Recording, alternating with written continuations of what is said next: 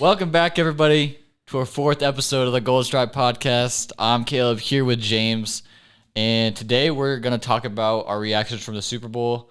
The 49ers lost a devastating one to the Chiefs yet again. But James, you want to get us started? Oh, first, we're going to pray. He caught me. Yep. All right. I was going to say, you're moving a little too quick there. I know. I'm getting excited. I'm getting excited for this one. But if you will, bow your heads with me. Dear Heavenly Father, thank you for this podcast. Thank you for this time we get to have with each other and this platform that we can just express our opinions and just have a good conversation and a good time with each other and fellowshipping with each other.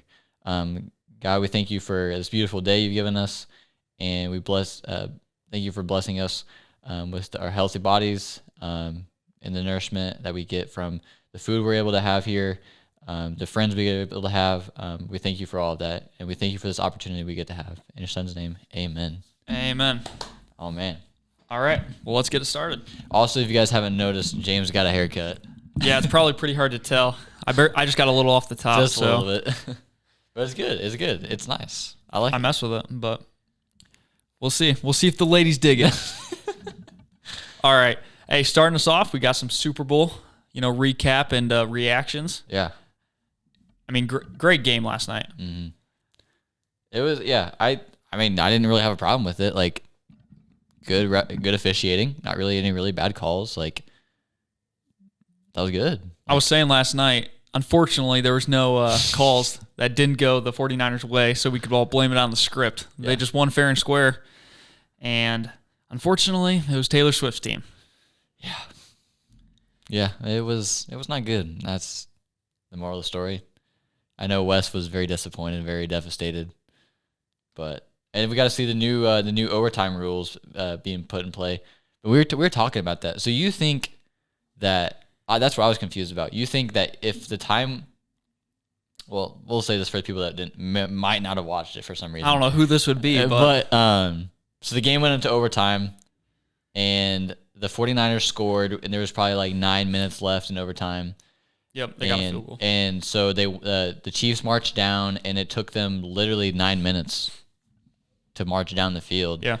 And the time was running out, and they didn't call timeout, which was what I found was bizarre, or that they didn't like spike the ball to stop the clock. Yeah, they were barely even hurry up, really. So I thought they were just going to try to go for one play, one pass, like do or die, like they'll still have time on the clock, and that they could kick the field goal. But only 3 seconds, yeah. Yeah. In the quarter. But you said that you thought that maybe the game was going to go into the second part of the overtime. Yeah, I saw the rules today, like officially, and it did say that it's like one continuous half.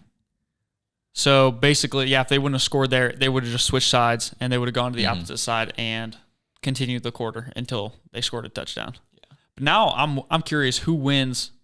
So how does it work if both teams score a touchdown? What do you mean? That's what, I'm just curious, I didn't even think about that. Does the other team get the ball back and its first score wins? Yeah, that's what it said. Okay. So both teams get an opportunity to score, and if both teams score and it's tied, then it goes next score wins. So maybe that's why the 49ers wanted the ball then. Maybe. Because you would think, just based off college football, it's more of a college football overtime. Normally you would elect to defer and have them take the ball first. That way you know what you're getting. Mm-hmm. And some of the commentators, like sports commentators, were ripping on Kyle Shanahan, saying how he doesn't know what he's doing because he took the ball first instead of giving it to the Chiefs and gave the Chiefs 4 downs. But that makes sense. Yeah, he didn't. But you got to think too, the Chiefs are notorious for winning the coin toss, and they're just we're gonna go down to score first drive, and the team doesn't get another chance. Yeah. So I get where they're at, and I didn't even think about that, but that makes a lot more sense. Why not put your defense out there first and get that stop? And if you don't, then you know what you have to get. Yeah. Yeah, you know what you have to do. You have an extra down to score. Yeah. Every series. Yeah. Because the 49ers were at the what? They were in the goal line, but they were close, weren't they? What do you mean? When they kicked that field goal. Oh yeah, they were inside the 10. But it was 4th and 4th and 3. So they're just playing it something safe. like that. Yeah. Whereas like in the other scenario, maybe they can go for it if the Chiefs kick a field goal, something like that. So Exactly. Yeah, and they're still in position to score. yeah, And another thing, that PAT, just thinking back to the actual effect it had on the game, if the 49ers were up 4 on that game-winning drive, or the game-tying drive by the Chiefs would have had 2 plays to score a touchdown to win the game. yeah. Imagine a walk-off touchdown in the Super Bowl like that. Like a would. walk-off with no time on the clock, not in overtime or anything. That would have been crazy. Yeah, but who else do you want to have on the field with that? And Patrick Mahomes. Yeah, it's Patrick Mahomes. Like I would have felt confident that he was going to win that game. Yeah. If I was the Chiefs. So it's almost fortunate for the 49ers that they got that kick blocked, because I feel like he would have won it there. Yeah. I mean, in a sense, but like they still lost. Yeah, they still lost, but you can only do so much. What'd you think about the turnovers? I thought it was bizarre. Like, because both of those teams, like, they played each other already, like, in the Super Bowl.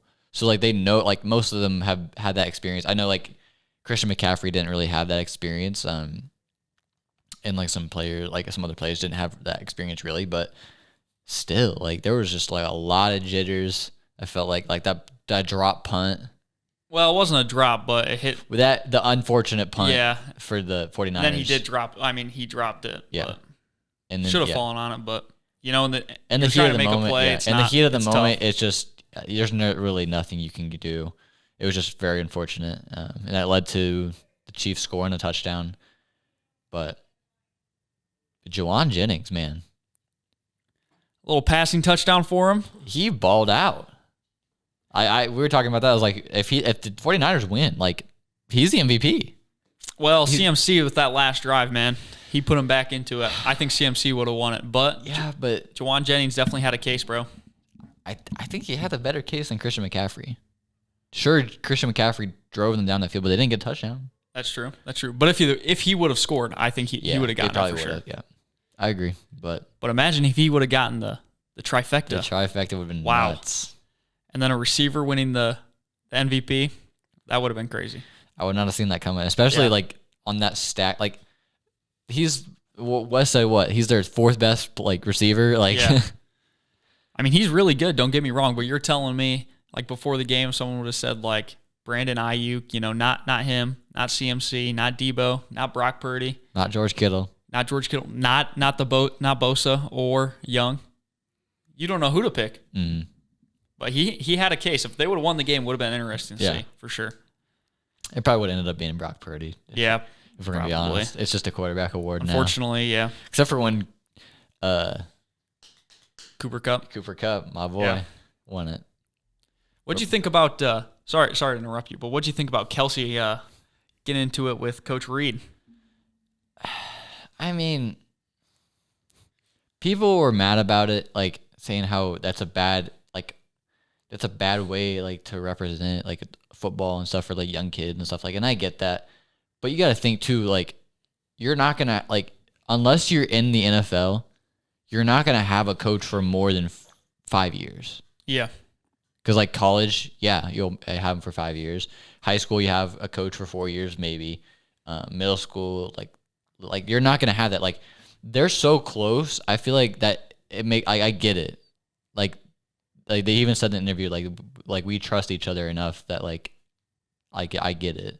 So the fact like they have that chemistry, and I understand that, like because they've been together for so long. Yeah.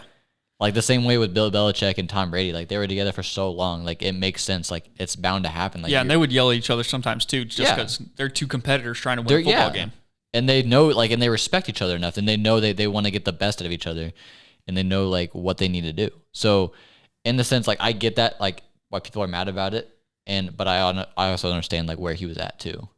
Yeah, I just don't think the contact was needed. It just felt like, I mean, it's never a good look when you're seen pushing around an old dude. Did you see what he said though? No, what'd he say? He said like Travis Kelce, he like keeps me young and stuff, and he goes, man, my balance is terrible too. Yeah, it almost looked. I was a little bit scared for Coach Reed. I thought he was gonna fall over there. Yeah, it wasn't a good look at the beginning. Imagine Coach Reed gets carted out, broken hip in the Super Bowl. I mean, we had Greenlaw Yeah. tears Achilles on the way out. That was bad. I mean, I was looking forward to seeing what he was going to do in the game because he was fired up the whole time. Yeah. And yeah, I think you said it when we were watching. Like, imagine staying healthy the whole season, getting to the big game, and then you're like getting antsy, getting like pumped up on the sideline to go back out there, and then boom, your Achilles just ruptures. And that's a freak play. Yeah. And it was on grass field, wasn't it? No, turf. It was turf? It was turf. Yeah. Well, that makes sense. What do you mean that makes sense? I mean, there's a lot of stats showing that Achilles injuries and ACL or like knee injuries are way higher on turf field than they are grass field. Yeah, but when I think one of the recent Super Bowls was on grass, and it was like super, like everybody was like slipping, and like, would you rather have people slipping? I mean, I get that, like I wouldn't want to have injuries either, but like I feel like there's no middle ground. You know what I'm saying? Yeah, I feel like it's weird because we've been stuck on turf and grass for so long. It feels like that's like at some point we should have like found something that has. I don't know what there is. I know. Like, they're gonna have to that's what I'm invent saying. something. But I'm just saying, like in the industry, like it feels like we've been stuck on two things, and it feels like there should be like people pushing for like new things to be invented, like a mix, like like somehow the way the grass gives on certain plays with like some you can still cut, or like the cleats need to get better or something. But I did see a survey where the Players Association for the NFL said over 70% want grass fields now because because of injuries. But his injury wasn't caused by the turf. It wasn't. He was jumping up and down. Yeah, but he like fired out though. He was jumping up and down, and then he like went to plant, and when he went to plant is when his Achilles ruptured. But on a grass field, that plant, his foot the grass kind of gives way, and your foot moves back and doesn't put all the tension on your Achilles. It's when your foot gets like planted in the ground, that's when the injuries like happen. That's what I'm saying. I feel like even like that pressure is just still gonna, like, your Achilles is still gonna rupture. I mean, there's a possibility, but the chances of the Achilles injury goes way down. Yeah. But what are we gonna do? We're just podcasters. we're just a couple of college kids. Yep. But yeah, I mean, overall it was a really good game. I mean, Mahomes really, I mean, he solidified his case that he's a top 3 quarterback all time already. I mean, it's probably between definitely Tom Brady. I would say Joe Montana, and he might have passed Joe Montana because he is balling out of his mind. He is. He's playing really good. But we talked about before the show, like Tom Brady kind of was the same way at the beginning of his career too. He played, like, they had a really good teams, and not that saying that the Chiefs had a really good team this year, but like he's still young, so I'd be interested. Like, the thing that separates, and we'll talk about this in a minute, but the thing that separates Tom Brady's career right now and Patrick Mahomes' career is that I feel like Tom Brady was able to adapt like over time, whereas we don't know about Mahomes yet. Like, Mahomes is still young and he's still able to do a lot. Like, will he be able to adapt to like father time, like Tom Brady, like LeBron James? Will he be able to do that over the rest of his career? I see what you're saying, but I feel like he's already shown, not in the sense of father time, but he's already shown he can adapt. He went from having one of the best weapons in the NFL, a dude who ran one of the fastest 40 times in the NFL, to trading him away and having to throw checkdowns all the time. So he went from a deep ball. I mean, he was essentially a deep ball like money guy. Mm-hmm. Like, that's where he made his money. That's where he like balled out, was his accuracy on the deep balls. And now he's more of not a system quarterback by any means, but he's making reads. He's taking what the defense is giving him because he just doesn't have playmakers like that anymore. So he's shown he definitely can adapt. Mm-hmm. But can he adapt to a more suitable play style when he gets older and can't move as well? Because that's one of his biggest strengths right now, is his ability to move around and make defenders miss. He doesn't take sacks. He's sneaky quick too. Mm-hmm. Like, he got that big 4th and 1 run that set them up to win the game. Yeah. And like, he could have either thrown it, was it the linebacker, I think, went out and took that flat, and he made the play. So I think that's just what like separates him right now. Yeah, and there was a couple times on the game-tying drive. I remember one play specifically, Nick Bosa like spun off the tackle because Mahomes rolled out, and he went up to try to hit Mahomes, and he just missed because Mahomes got that. He's just shifty. He's got those changes of speed where he can make your angle not what you want it to be. Yeah. But do we want to talk about that right now? We talk about let's just go right into it. Yeah, I mean, All right. So who's your GOAT right now? I'm gonna still have to go Tom Brady, but Mahomes is closer than a lot of people. So we're switching up now. A lot of we're in the people podcast. Once I looked at the stats, it was like Brady's got to still be the GOAT. Yeah, but Mahomes he gets another Super Bowl next year. I don't know. The team right now is still not that talented. This is the reason. This is part of my reasoning. This team that he carried to the Super Bowl was way less talented offensively than any team that Tom Brady had. But they had a pretty good defense. They did have a good defense, but you're telling me the defenses Tom Brady had in 2001, 2004. Okay. This team reminds me of the Ravens team that won all those years ago against the 49ers. You know what I'm saying? They didn't have that great of an offense. Mm-hmm. But boy, was their defense good. Yeah, but that's not the same for the Chiefs though. When you're playing the Chiefs, it's not like you're playing Ray Lewis. You're not looking But you're playing Chris Jones. That's true. But you're looking at them and you're not saying, "Oh, the defense scares me." No, you're thinking. You go into the week and you're thinking Patrick Mahomes scares me. I know. But I'm saying like they don't have those guys like Ray Lewis, Ed Reed, like those guys. But they got some dudes. Like, they do. They're just not like big names yet. That's like, true. Maybe in 5 years we're looking back like, dang, that's one of the greatest defenses of all time. Like, and they're all over different teams. Like some of the greatest at their position. That's outrageous, but I don't think that the defense is talented for sure, but I don't think it's that talented. Mm-hmm. They do have some talented guys for sure, but it's Patrick Mahomes that's single-handedly carrying that team, and Andy Reid. I feel like we can't say he's single-handedly carrying the team. Like, he's not playing defense. You know what I'm saying? But they stopped. Like that defense has stopped really good offenses. They did play really good last night. They were getting chunked, but they really held firm. Was there really in the red zone and forced some field goals? Yeah, but like, was there really a big chunk play that they gave up? No, not maybe really. A couple runs, maybe besides the trick play. Yeah, the trick play. But that's just gonna happen. Yeah, and like the first drive of the game, they were getting destroyed. Like the Niners, I feel like they gave up so many like chunk plays. I don't know. But I think Tom Brady, like in order for Mahomes to catch Tom Brady, he has to get as many championships. That's fair, but at the same time, it's like Mahomes, 6 years as a starter, he's made the Super Bowl 4 out of the last 5 years and won 3 times. He's 75% in the Super Bowl in his first 6 years. That's unprecedented. But you're telling me now, if he didn't win another one, would he still be top 3? If he didn't win another Super Bowl, well, he has 3 Super Bowls, 3 Super Bowl MVPs, been to 4. I mean, because somebody's gonna come. I feel like somebody's gonna come around too, and they're gonna be close. That's a good. I don't know. It's tough because he just solidified to me. I think he might still be top 3 because of the way he carried the team this year. I mean, you're looking at this team. People were saying they lost to the Raiders. Right? They lost to the Lions at the very beginning of the year. Or the Jets, I meant. The Jets. Oh, yeah, the Jets, yeah. But everyone's looking at this team, and everyone's saying, is this the team? I mean, they have no weapons around Mahomes. This is going to be the team that, this is going to be their off year, and they're going to, come back, get a decently high draft pick, and they're going to move on and get a weapon for Mahomes. But no, Mahomes gets into the playoffs, beats Bills at the Bills Stadium in front of Bills Mafia in a blizzard. Mm-hmm. After he beat Miami, handedly. Yeah. And then beats Baltimore. It wasn't super, super close. It was. It was close, but it felt like they had momentum the entire time. Mm-hmm. The first half, it was very dominant. Yeah. And then he just goes out there and balls out in the Super Bowl. Yeah. I don't know what more you can ask from the guy. Yeah, I don't know. He just keeps balling. I feel like they're running the AFC right now. And every year it's just going to be who can compete with them.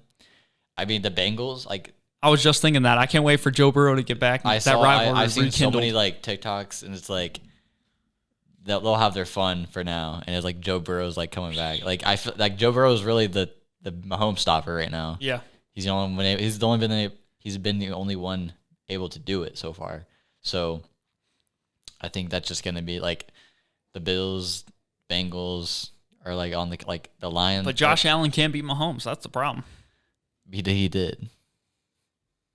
Not in the playoffs. Not in the playoffs, I'm saying. Yeah. Yeah. Yeah. But you know what Mahomes said, you know, it shouldn't have been called. It was greatness. Yeah, whining about it. But yeah, Joe Burrow, man. He's the only thing that can stop us from a dynasty. It is a dynasty. Well, yeah, it is a dynasty, but stop the dynasty. Yeah, he's a dynasty stopper. So, but yeah, I mean, it's gonna be interesting, especially when they want to go for 3. And are the Dolphins the only one they get 3 in a row? Is that what I don't think it's ever been done. I think they said. I thought the Dolphins got it. I'll look it up real quick. I could be wrong, but I thought someone said, like Tony Romo or something said, "Oh, a 3-peat, it's never been done." Yeah, it's never been done. Yeah, that's what I thought.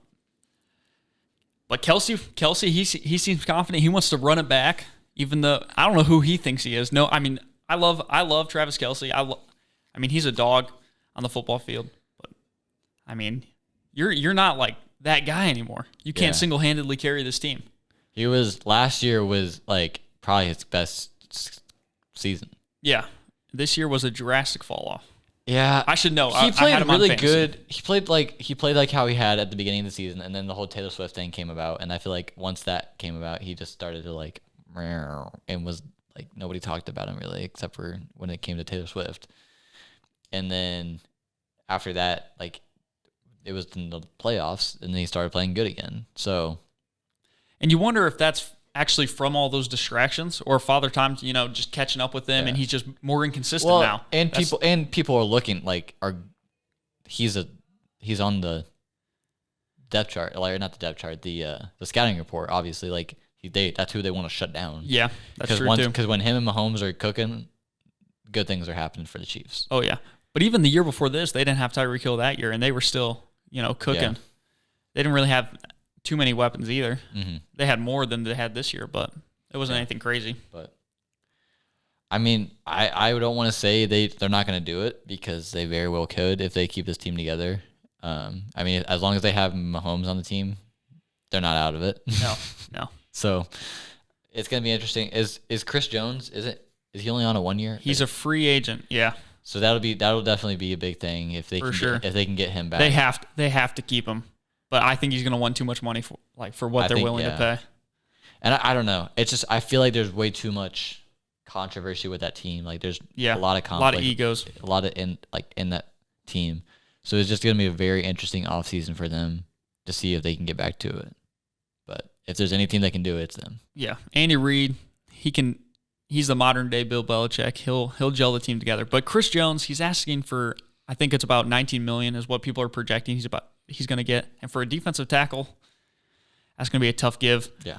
But, I mean, he makes plays. He had 10.5 sacks this year. Mm-hmm. He's a disruptor on the inside. I mean, a lot of teams have good edge rushers, but not a lot of teams have that interior defensive tackle that can get pressure on the QB, and it's not just a run stopper. Mm-hmm. He's a special dude. Yeah. They're going to need him if they want to make another Super Bowl run. But yeah, I mean, overall, it was a really good Super Bowl. I mean, commercials were kind of lacking this year. I was just saying that. Except for what was it? Was that a Paramount Plus? Paramount Plus. Yeah, the one where Sir Patrick Stewart. That was pretty good. That was funny. I enjoyed that one. But I mean, other than that, it was pretty terrible. If I'm being honest. The commercials were, yeah. What do you think about Usher? I mean, I've never really personally been an Usher fan. I don't really listen to his music that much. I mean, so I thought it was okay. I mean, I liked Lil Jon and Ludacris, but we used to have we'd get some Usher at some high school dances. That's how I know him mainly. But it was only that one song with Lil Jon in it. Yeah, I mean, but he's a school dance classic. But it just wasn't like a crazy show. No, it wasn't anything spectacular. It was just him and that one chick, just, he was just risen up there. I don't know what else to call it. Yeah. It wasn't the greatest, but I feel like overall it was a pretty good Super Bowl. But I saw a thing the other day was like, can we all acknowledge that how the Rams-Bengals is still like one of the greatest Super Bowls like in the modern era? It's like, even the one last year too. Yeah, last year. I mean, because Rihanna's halftime, that was good. Last year, but I'm a big Rihanna fan. I'm biased. Last year was just like, if they didn't call that PI, yeah, you can only imagine how much better that game could have been. Oh, it would have been crazy. I would guess they would have. Yeah, getting that stop there, and you see what Jalen Hurts can do. I don't know. He was playing really good last year. Yeah, I don't know what happened to him this year, but he started off real good, but kind of went downhill. Yeah, but it'll be interesting. It's definitely going to be an interesting offseason for sure. But I mean, overall, I thought it was a really good NFL season. A lot happened this year. It's sad that it's over. It really is. It was a good year. Yeah. Had a couple surprise teams. You know, you had the classics, the powerhouses. Had some surprises. You know, you had some familiar faces. Lions shocked a lot of people. Yeah. The Browns came out of nowhere. Ravens kind of came out of nowhere. Yeah, I mean, it was a good year. Packers and Texans. Just want to toss those Texans, out there. yes, Texans for sure. I mean, I think the AFC South is going to be one of the premier conference premier divisions. I mean, it's young. It's young and for good. sure. Yeah, it is young and good. Like you got Anthony Richardson and the young Colts, who are on the come up. And Anthony Richardson could be deadly. We don't know yet. We have no idea. We have no idea. Showed a lot of potential though. Yeah. And then we have the Texans, who are proven, they can go far. Yeah. And then they're still so young. They have the Jaguars, who, if they put the right pieces together, they have a really good quarterback in Trevor Lawrence. And then, I mean, the Titans right now are probably the bottom of the pit, but I mean, they're always just, they've never really been a terrible franchise. So they're gonna be up there soon, and it's gonna be a good division again. Yeah, I think so too. Who do you think some surprise teams will be next year? That you wouldn't expect, but are just gonna come out and ball out. I mean, the Packers are looking really good. I feel like at the end of the season, they kind of click things together as long as they can keep Aaron Jones healthy. Aaron Jones is such a huge piece to our offense. Yeah. I don't feel like the Buccaneers will have as good as a year. I don't think so either, because they have to re-sign Mike Evans too. Yeah. And if they lose Mike Evans, that team is not very good anymore. I feel like Baker Mayfield's just not he's not your franchise quarterback. Not the long-term solution, no. Yeah. He might be there next year, but I feel like it's not going to be the same. Hey, if you're going to get a QB, this draft is going to be the draft to get it. Yeah. I mean, the Bears have the opportunity to be a good team. They do, with the first pick, too. And what was it, 1st and 9th, I think? I have no idea. Yeah, they have 2 top 10 picks, I know. They have Justin Fields, or they can trade him. Or they get Caleb Williams. I don't know. You're hearing it. I guess we'll find out. Yeah. I'm on the Justin Fields train. I think he has a lot of potential still. Yeah. Because he brings something like the Lamar effect in a way, where he's just hard to stop. But with that O-line, it's tough for him to get anything going in the passing game. Yeah. It's gonna be a fun offseason too. I think that'll just set up another good NFL year. But yeah. But so now we're gonna go into our top 10, and this week we kind of have a unique one. This week my question was, if you could have dinner with 5 people, dead or alive, who would it be? Each of our 5 would be the 10. So James, you want to get us started? All right. So at my number 5, I got Norm Macdonald. He's a comedian. He's hilarious. A little bit of dark humor, which I really enjoy. He's one of those guys. He doesn't care. He's out of pocket. He's gonna say whatever comes to mind if he thinks it's funny. And I love that about him. At my number 4, we got Alexander the Great. Dude was an absolute dog. I mean, come on. He went from Greece all the way to India. I mean, who's done that? Nobody. That's why he was called the Great. Having a nickname with the Great just solidifies how good you were. What do you think he would talk about? Oh, I don't know. I probably couldn't relate. Being great. Thou wenches these days. That's probably something he would say. I don't know. But yeah, he'd just be like, yeah, I killed, blah, blah, blah back in the day, That was a tough battle. I feel like I don't know who that is, but sounds cool. Yeah, that'd be a tough conversation, but we'd get through it. Number 3, we got Larry Bird. Indiana legend. He's one of those guys you just love to hear the stories about. I mean, every story, it's just, this dude was an absolute dog, and he trash-talked everybody, blah, blah, blah. The story of him in the All-Star game? Which or one? The 3-point contest? What did he do? I think he shot left-handed and won it. I don't know if he shot left-handed, but I know he didn't take off his jacket. Oh yeah, that's what it was. Yeah, he didn't warm up. He just got there and he just said I'm not even gonna take it off because I don't need to. Blah blah blah. No, I'm not gonna break a sweat or something like that. Yeah, sorry. There was a game he shot left-handed. Yeah. And scored over 30, I believe. Yeah. Yeah. and he just because he wanted to take it easy on him. Yeah, he that one game against the Hawks when he broke the Celtics scoring record, and like the bench, like the Hawks bench is just going crazy. Yeah, because like everything's going in for him. Yeah, he's got to have something magical about him, man. Because whatever he said, man, he just did it. I don't know how he does it. That's some confidence right there. Just saying whatever you want and just doing it, no regard. Yeah, that'd be an interesting conversation. Yeah. At 2, we got Marcus Aurelius. I'm a big Roman Empire guy. I guess all men are, but I thought it was just me. Big into stoicism. I thought it was just me. Yeah, I thought it was just me, but I guess not. He was one of the guys who founded stoicism. Has a lot of good, interesting thoughts, a lot of things to think about. I really like what he has to say, so that'd be an interesting conversation. More of an intellectual guy, just having a good, really deep conversation. Mm. And at number 1, this guy. He's American. He's one of the greatest Americans to ever live. Ever since I saw him shake hands with Trump, it solidified it for me. Sean Strickland. What an absolute dog. He kind of has he has the comedic effect of almost Norm Macdonald in a way, where he just says whatever he wants and it's hilarious. He's an absolute dog of a fighter, was a world champ, should have retained his crown, or his belt, sorry, but he got robbed. He's just a great guy. I see pictures of him riding motorcycles and then getting off the motorcycle and just shooting guns, and he's just an all-American boy. Mm-hmm. Oh, also, I saw him beat up Sneeko the other day.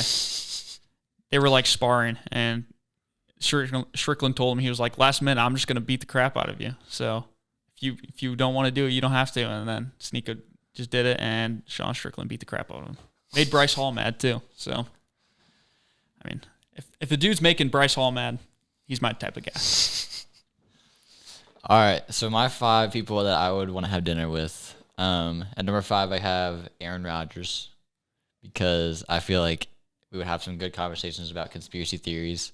Maybe he knows a lot more than me about like aliens and stuff. Because I guess he's a big guy about aliens because he saw them one time. Oh, of course he did. Did I hear about that? No. He said I think it was after he got drafted or something like that, or like during the combine, him and like one of his buddies were like at their house, and he said they like went outside and they heard like a really loud like it sounded like a jet mm-hmm. in the night, and he just said that he just saw like this giant like spherical ship go over them, and he like was like, what in the world? He was probably on psychedelics. No, he said he told that to he said that on Hard Knocks. Really? He told him that. Wow, that's crazy. I believe it. The dude is a genius on the football field. This was, you gotta think too, this was like young Aaron Rodgers, so I don't think he was doing all that when he was like at Cal. Maybe he was, but who knows? He might have always been crazy. I don't know. It'd definitely be an interesting conversation, though. Mm-hmm. Aaron Rodgers would be a great one. Yeah. Number 4, shout out to the New Heights podcast yet again for the 4th episode. I would have Jason Kelsey, because I feel like he's such a great personality. Like, I feel like he can interact and talk with anybody. Like he acts like he knows everybody and wants to talk to people and stuff. So I feel like we would have a lot of good conversations. A lot of jokes would be cracked. And yeah, he knows a lot. He knows ball too. So like we talk ball. Yeah, he's one of those guys who can BS with anyone. Oh yeah, 100%. Like I feel like we could talk shop about receiver stuff, and he would tell me like stuff. Like, oh yeah, like I see AJ Brown and Devontae Smith do this all the time. I'm like, all right, what can I say? I do that same stuff. I'm D3.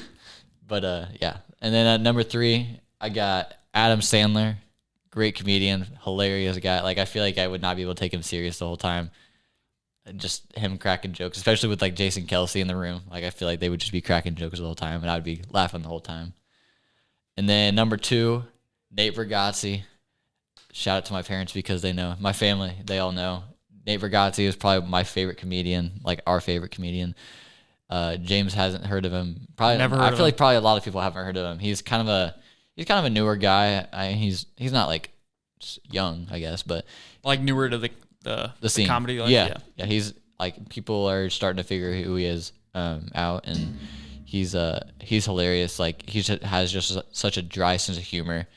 I feel like he's not. I don't know. I feel like him and Adam Sandler might be like different like personalities. I guess like they're both comedians, but Adam Sandler's more of just like a bubbly guy, whereas like Neighbor Gatsby is more of like just a dead humor kind of guy. So I feel like he'd be a good addition to the dinner. And then number 1, I had my great grandpa Ashley. I just feel like he would enjoy all the people. Like just he always crack jokes and stuff, and always had that like one liner or something he would say, and that would always like just make me die. So yeah, that's my number 1. But yeah, that's kind of our top 10 for this week. Man, we went 2 different directions there. Yeah, we did. I went like people, I want to like learn a little bit from, or like I wanted to think they're cool, but and like, I wanted to enjoy it. Yeah, you're okay. I'm trying to enjoy 2 different dinners there. Yeah, but yeah, I mean, that's really I think all we got for this week. Yep. James, do you have any more? I got nothing. All right. Well, thank you guys for watching, and we'll catch you on the next episode. Yep. Thank you guys.